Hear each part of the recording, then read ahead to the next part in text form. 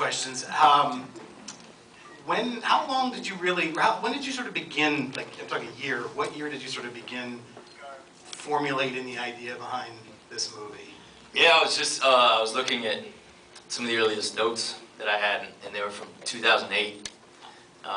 So it took a few years just sort of swimming around with this idea of getting at how people treat each other like things and how the media impacts that, and sort of that idea of a Don Juan type of character who watches too much pornography, and like a princess type of character who watches too many romantic Hollywood movies. But I didn't really figure out how to do it until I remember really specifically the night. I was in Vancouver and I was shooting 50/50, and I was with Seth and Evan and that whole posse, and smoking really good weed. And it works sometimes, and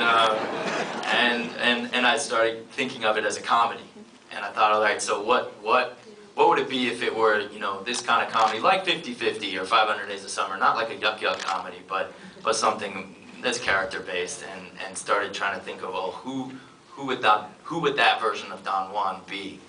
And the first thing I thought of was this guy with a gym body and shiny hair and that whole thing, and it made me laugh. And, yeah, what up? Did you go for the Jersey type? Because a lot of, the people from New Jersey have certainly been on TV a lot. We have a certain familiarity with their thought process and their attitude and the look. Was that sort of a shorthand to getting to sort of establishing who he? You know, the truth is back that night when I first thought of this, I had, first of all, I had never seen the Jersey Shore, and I really hadn't. I've watched it since because people were saying, people keep bringing up Jersey Shore with this movie, so I've watched it, and I can't really watch it. It's, and that's no fault of any of the people that are in it. You know, those shows are as fictitious as any movie or fiction show. They're entirely fabricated by, you know, by the producers or the writers or whatever you want to call them in those shows. So I don't think that any of the people are responsible for this, but I just found it really aggravating, and I couldn't watch it. So I wasn't really thinking of that so much as I was thinking of just, you know, a classic American archetype, whether it's, you know, Saturday Night Fever or Rocky, or you can go farther back. I just wanted it to be a normal American guy. I didn't want him to be like a lot of romantic comedies are sort of set in very affluent settings, Manhattan or San Francisco or London or things like that. And I didn't want it to be that. I just wanted it to be, you know, I grew up in the suburbs, and wanted it to be kind of more suburban and sort of just middle, normal American character. So you get what amounts to, I guess, the first draft of the script. Who do you turn to say, okay, is this ridiculous, or is this, have I got something here? Like, what's the process with a first time, like, feature script? Yeah, the first person I showed my first draft to was our mutual friend Ryan Johnson. Oh, right. I remember you saying that a year ago. Yeah. And that's the guy who wrote and directed Looper and Brick, and he's a really dear friend of mine. And up until that point, I'd just been doing it all alone, and having a great time entertaining myself with the story I was telling. But you know, at a certain point, you do lose perspective, and those voices in your head telling you to stop, telling you to quit, those can creep in, you know. And Ryan said, you have something here. This is a movie. It works. And he also had lots of feedback of, you know, things that could improve, and etc. And he was really productive and constructive in that way. But just him saying, I think you have a good makings of a story here, and this could be a movie, and keep going, was really a big thing for me. I love that feeling when I watched it the first time, of thinking that I kind of had an idea that you'd be goofing on people that do this and get people in New Jersey, but the heart and the soul of the film really opens up when Julianne Moore's character comes into it, and I think that's kind of surprising, because you don't feature her that much in any of the promotions you've done so far. It's a nice little hidden away secret, and it really sort of sweetens up the movie too. talk about developing that part of the story, because the first half seems more surface than what we get into when you really dig in and get into what makes them tick. Right. Well, you know, the traditional Don Juan stories, if you look back at, you know, that character in various literature, it's generally a tragedy where you have this character, Don Juan, who is a bad person for various reasons and suffers the consequences and is ultimately destroyed by his shortcomings. And I didn't want to make that. I find my favorite movies are the ones that kind of balance the light and the darkness. And movies that are overly light are certainly boring, but also movies that are overly dark I find also kind of boring, personally. My favorites have that balance. So I wanted to tell a story about a Don Juan character who had a lot of shortcomings, but also by the end began to break out of this mold and show some signs of connecting with people. Just being human, yeah. Yeah, and so I set about trying to figure out how to do that, and you know, his whole thing is that he's all a front. His entire identity is kind of a construct of what he thinks he's supposed to be. So I thought putting him together with a character who's kind of the opposite of that, someone who just can't front at all. She can't anymore. She's just present. Because if she goes outside of this present moment, it hurts too bad. And I thought if you put those characters in scenes together, that would be funny, and ultimately lead somewhere interesting. So that's where that character started. And you know, honestly, while I was writing this, I was going through a loss of my own. My brother died a few years ago, and that's where that came from directly. And so it's a personal story in that way. Long time. Yeah, this is like our 20-year reunion because we were in Angels in the Outfield together.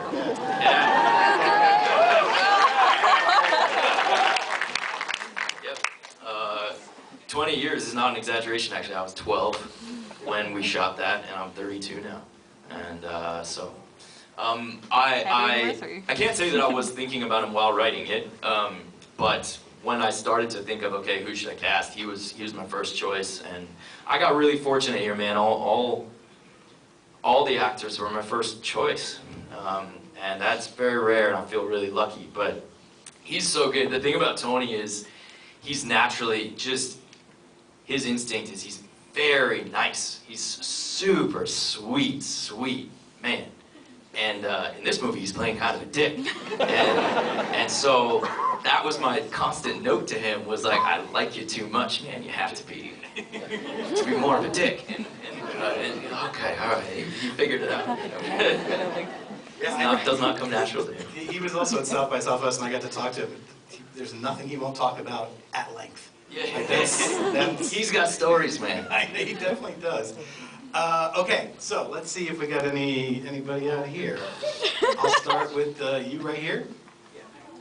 That was an awesome movie, by the way. I loved it. Do you have any advice or tips for people who want to be writers or directors? Sure. She asked about tips for people who want to make movies or be writers or directors. Yeah, absolutely. I have a lot of tips. Put them on the internet. First of all, I would say don't wait. Don't wait for anybody. Don't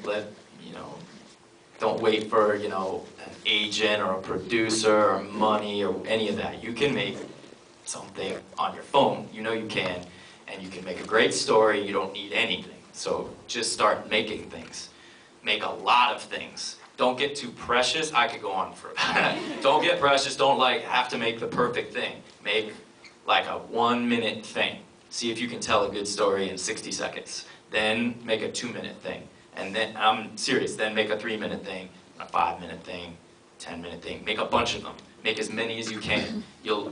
This is actually what I did. So when I was 21, for my 21st birthday, I got myself my first copy of Final Cut, which is the software I used to cut video. And I'd always played around with video cameras and stuff, but that was the first time I'd edited. And when you start editing, do you edit? Yeah, I go slow actually. Okay, sweet. Editing, that's the thing. So that's when it really kind of starts becoming filmmaking. I just made all sorts of stuff. These dumb little videos I would shoot of myself and cut together, and then I dropped out of college. And I just wanted to keep doing it because I was like, well, I could write this paper or I could cut this video. And that's what happened. I'm not saying you should drop out of college.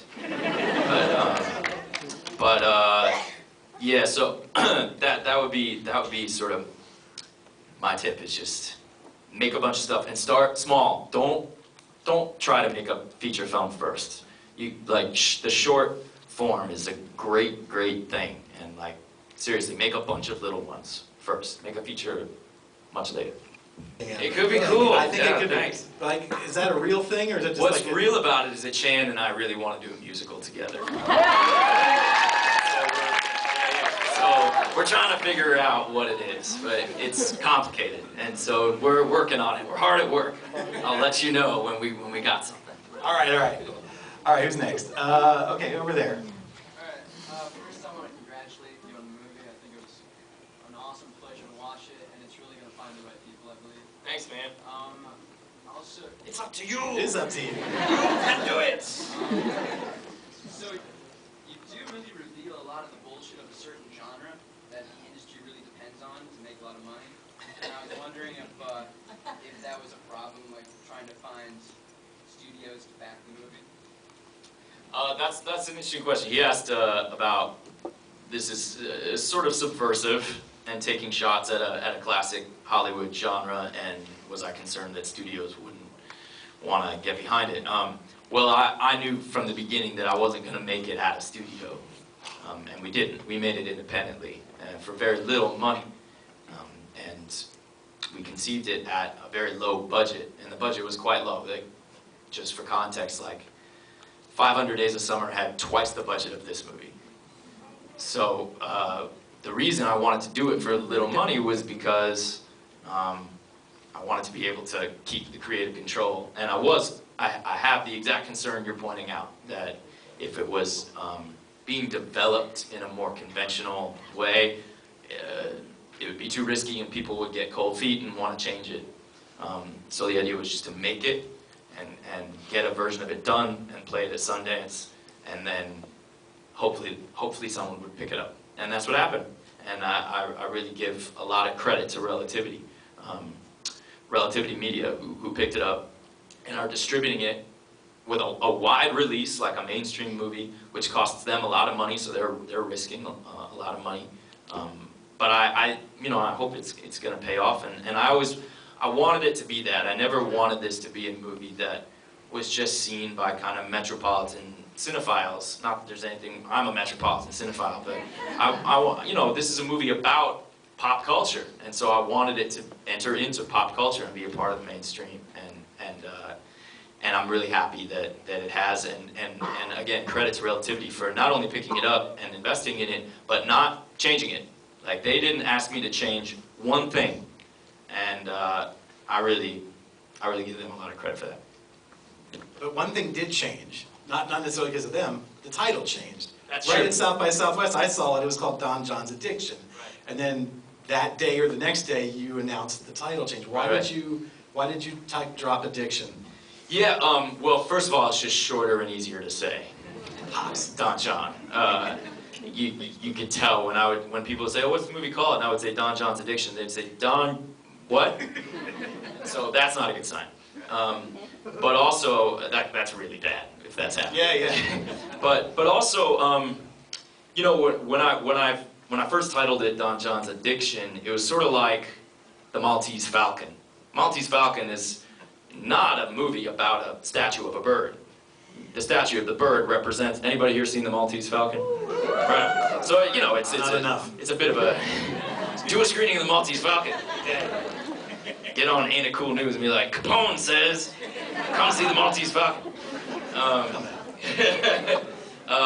But that bird in the movie is not what the movie's about. It's sort of a symbol.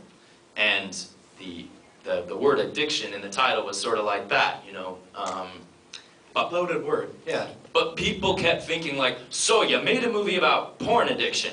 I was like, nah, that's really not what I'm trying to talk about. That's not what I think the story's about. It's certainly, like the Maltese Falcon, it plays an important role in the story, and it's an important sort of central symbol, but that's not what the movie's about. So I felt like it was sort of misleading people, and it's really a story about a guy who starts in one place, sort of confined to his rigid expectations that he's learned from various places, be it his family or friends or church or the media in various kinds, and how by the end he's beginning to break out of that mold. That's the story I wanted to tell, so that's why I just made the title Don John.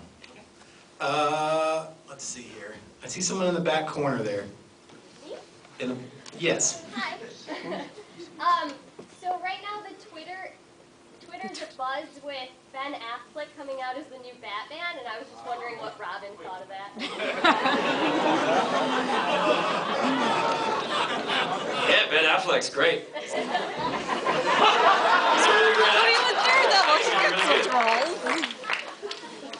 I was really hoping to avoid any Batman questions tonight. You people let me down. Okay, right there in the front row of the back section. Yeah. Hi, I'm Jason. What's up, man? Well, first of all, definitely Don John's going on my Christmas list, so you know. Nice.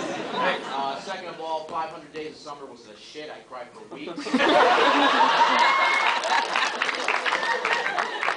And I just want to know, now that we know that you can write and direct a hell of a movie, I was wondering if you would ever consider writing your own Robin movie.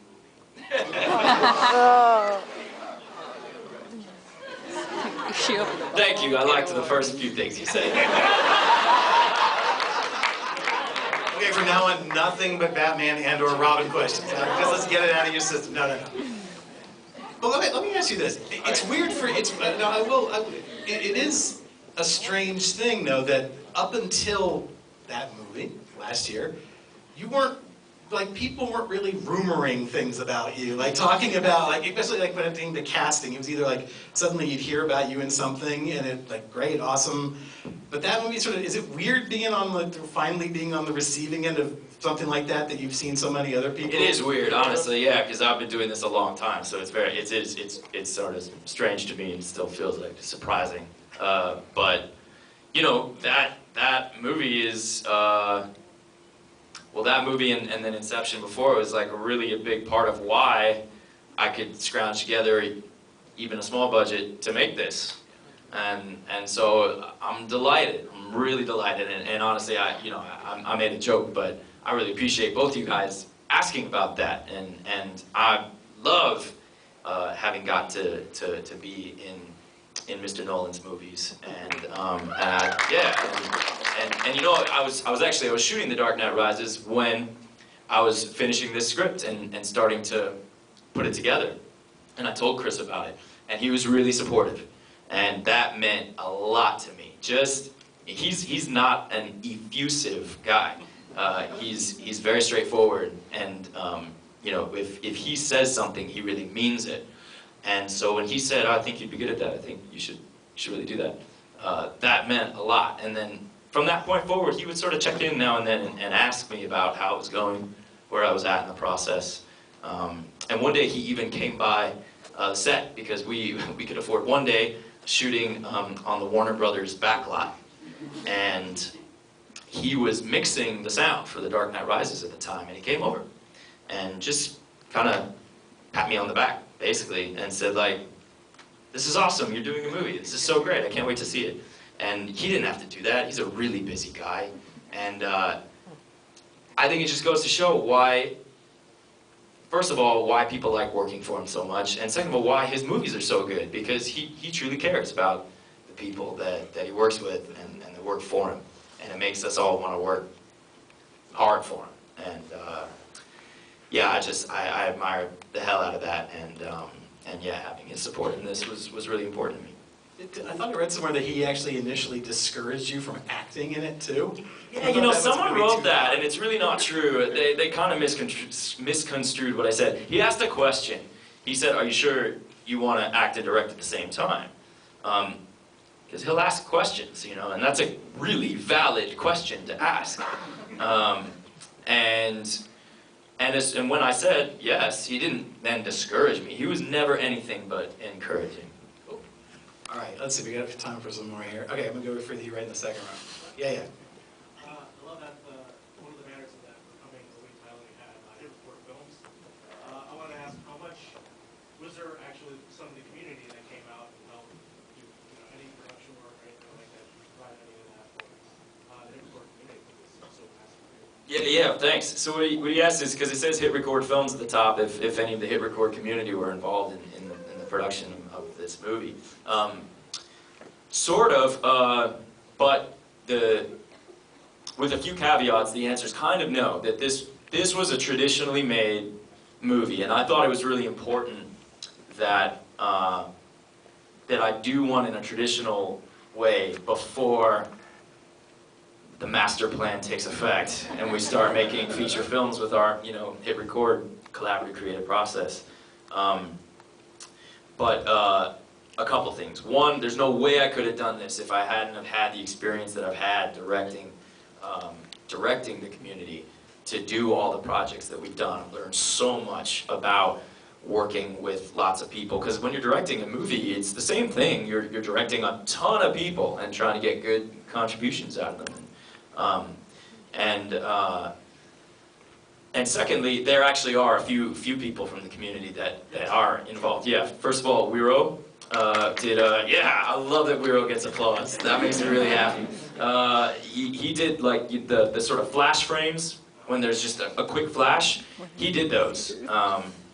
So we sent him single frames from the movie, and he sort of did his colorful magic on them. And that's what those are. They're not really like anything more than that. They're just kind of single frames of Wiro lights. And who else? Campaign. I don't know if you know Campaign, who's a prominent musician in the community. He's the one going, "Hey, hey!" He's got that voice. And then Kier, KRRR on the site. He did a bunch of work. He actually worked as Nathan Johnson, who composed the music. He worked as Nathan's sort of assistant and did a lot of the charting and a lot of the kind of assistant engineering and stuff. And he's working for Hit Record full time now. And he's just someone who is really diligent and hardworking with in the community. So yeah, it's in there. Mark, the creative director of Hit Record, did the titles. What else? That might be it. Yeah.